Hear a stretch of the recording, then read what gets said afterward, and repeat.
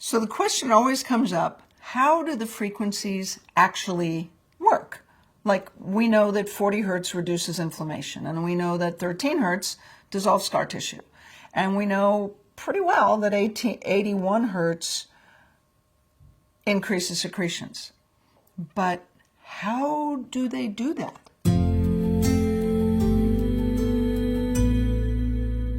In point of fact, your cells, every cell in your body, in every tissue, everywhere, every cell in your body has these receptors on the outside of the cell that act like little antennas, right? And those antennas are connected on the inside to the genes.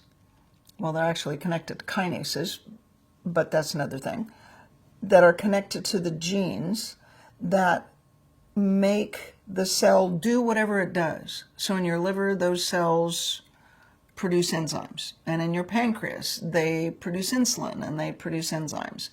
And in your brain, they transmit messages from one cell body to another. But they all work roughly the same way. There's an antenna, a bunch of, like hundreds of antennas on the outside of the cell. They're receptors. The receptors are connected to the genes inside the cell. Those genes create the substances that the cell creates. So the receptor changes genetic expression. So the gene is sitting there not doing much.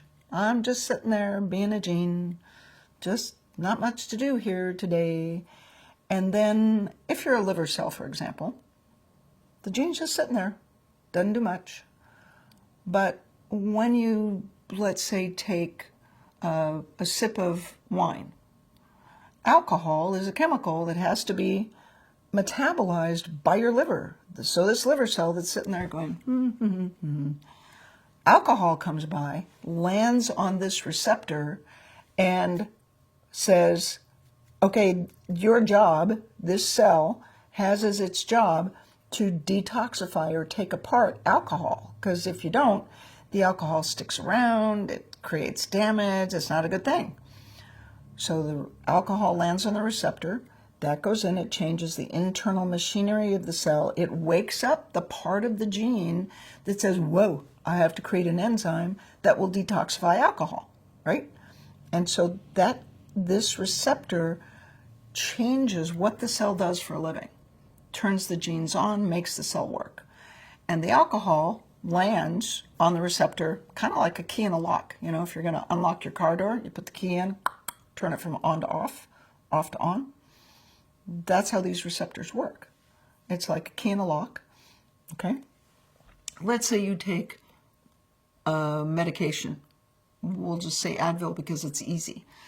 The Advil lands on this receptor, once again, like a key in a lock. And this cell, for example, is responding to things in the environment that turned it on that say, whoa, we need to create inflammation. So now you've got some joint pain, you've got a little arthritis, and the reason you have the inflammation is this cell has been turned on by something in the environment that tells the cell, make inflammation, they're called prostaglandins, make these chemicals that create inflammation. It's key in a lock. Something landed in this receptor, turned it on, and it makes the cell create inflammatory products. It's a key in a lock. We talked about 40 hertz being able to reduce inflammation. The data that we have and the experiences that we've had in 20 years with FSM and all of the animal data and the human data that we have, the only thing that makes any sense is that the frequencies are actually working sort of like your key fob, right? The drug, the Advil, turns off inflammation like a key in a lock, lands on the receptor, says, hey, don't worry about inflammation, turn that off.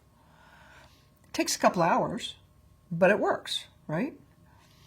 The frequencies act like your key fob, turning the lock, changing the receptor instantly to turn that inflammation off with a signal.